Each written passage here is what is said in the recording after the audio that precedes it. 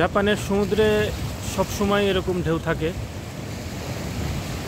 মোটামুটি 9 মাস। তো এই জন্য জাপানের সমুদ্রের পাড়টাকে প্রোটেকশন দেওয়ার জন্য তারা এই যে দিক দিয়ে উঁচু করে বাঁধ দিয়ে রেখেছে। এটা সারা জাপানেই আছে, সব জায়গায়, যেহেতু জাপানের চারিদিকে সমুদ্র, তাই এটার গুরুত্ব অনেক।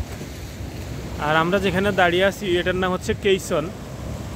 এই সমুদ্রের ঢেউটাকে কিছুটা কম শক্তিশালী করার জন্য এটা ব্যবহার করা হয়। আর এগুলো হচ্ছে ওয়েভ ব্রেকিং ব্লক। তো আমার নেক্সট প্রজেক্ট হচ্ছে এই শহরে না, অন্য শহরের সিমিলার একটা কাজ। আমরা এরকম নতুন করে কেইসন বানাবো, প্লাস এরকম ব্লক বসাবো।